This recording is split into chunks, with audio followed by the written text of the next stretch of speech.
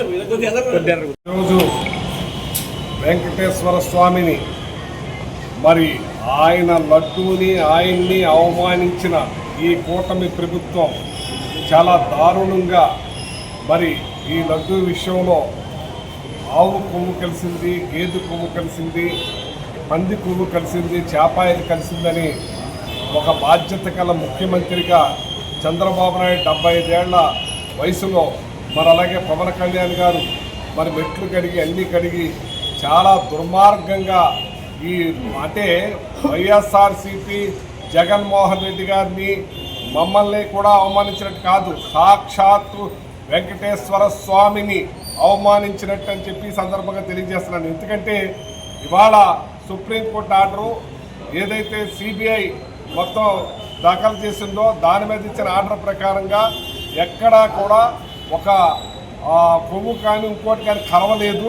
ఇది కావాలని దుర్మార్గంగా మరి తిట్టవేశారనేది ఇప్పుడు బట్టబయలైంది. ఇవాళ తెలుగుదేశం వాళ్ళందరూ కూడా ఇవాళ చాలా గుణంలో తిరుగుతున్నారు. క్షమించమని, మా పాపాన్ని కడిగేయమని చెప్పి ఈ రాష్ట్రంలో ఏ గుడికి వెళ్ళినా వాళ్ళు చేసిన దుర్మార్గం, వాళ్ళు చేసిన అపఖ్యాతి, వాళ్ళు చేసిన అపచారానికి ఇవాళ ఒళ్ళు చుట్టూ తిరుగుతున్నారని చెప్పి సందర్భంగా తెలియజేస్తున్నాం. ఇదే తణుకు పట్టణంలో ఇదే ఆర్ఎస్ఎస్ కానీ, ఇదే మన సనాతన ధర్మం కానీ, ఇదే బీజేపీ వాళ్ళు కానీ ఇక్కడ గోవుల్ని ఎద్దుల్ని దారుణంగా కట్ చేస్తూ ఉన్నారు. అటువంటి వాళ్ళని ఏం చేస్తున్నారని చెప్పి నేను అడుగుతున్నాను. ఇవాళ ఆవుల్ని గేదెల్ని కోసేస్తుంటే అది పట్టదు, కానీ ఈ లడ్డులో కవ్వు కలవపోయినా ఏం కలవపోయినా సరే అది కలిసింది ఇది కలిసిందని దుర్మార్గంగా ప్రవర్తిస్తున్న ఈ కూటమి ప్రభుత్వంకి దేవుడు బుద్ధి చెప్తాడని చెప్పి సందర్భంగా మనం చేస్తున్నాను. ఎంచేతంటే చాలా దారుణంగా ఘోరంగా ఎంచేతంటే ఆ దేవదేవుడు ఎన్నో వేల సంవత్సరాల నుంచి ఆ దేవుడు మరి వెంకటేశ్వర స్వామి కలియుగ దైవాన్ని ప్రపంచమంతా కూడా ఎంతో భక్తి శ్రద్ధలతో పాటిస్తారు. అటువంటి ప్రసాదాన్ని చాలా గౌరవంగా తింటారు. అటువంటి దాంట్లో ఇలాంటి కలిసినేని చెప్పడం చాలా దారుణం అని చెప్పి దేవుడు శిక్షిస్తాడని చెప్పి సందర్భంగా తెలియజేస్తున్నాను. మీకు చిత్తశుద్ధి ఉంటే గుళ్ళు చుట్టూ తిరుగుతాం కాదు, ఇక్కడ ఆవుల్ని గేదెల్ని కోస్తున్న దాన్ని ఆపండి, దాని మీద మీరు తెలియజేయండి. అంతేకాని మీరు చేసే పాపాలని కడగటానికి గుళ్ళు చుట్టూ తిరుగుతున్నారని చెప్పి సందర్భంగా తెలియజేస్తూ, భగవంతుడు మాత్రం క్షమించడు. భగవంతుడిని ఆడుకున్న వాళ్ళు ఎవరో కూడా ఊరికే ఉండరు.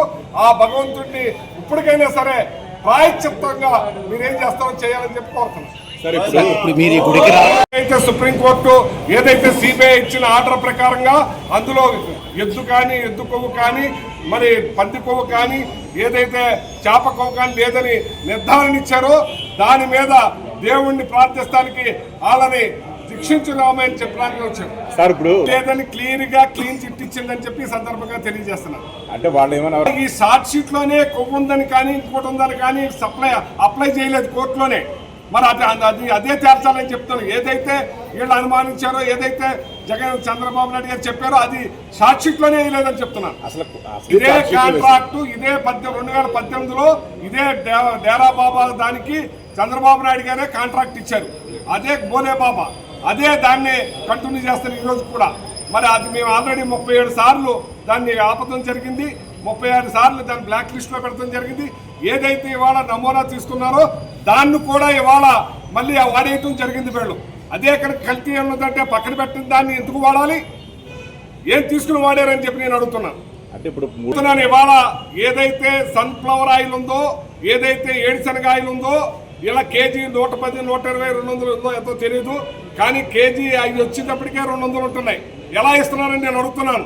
అంచేత ఇవాళ కల్తీలు ఏంది లేదు, కానీ ఇవాళ ఈ కల్తీలు ఉందని అపవాస చేస్తున్నారు. ఇప్పుడు వాళ్ళు ఇచ్చే నెయ్యి, వాళ్ళు ఇచ్చేది ఇది వాళ్ళు తెచ్చిందే కదా, వాళ్ళ కాంట్రాక్టే కదా, వాళ్ళని అడగండి.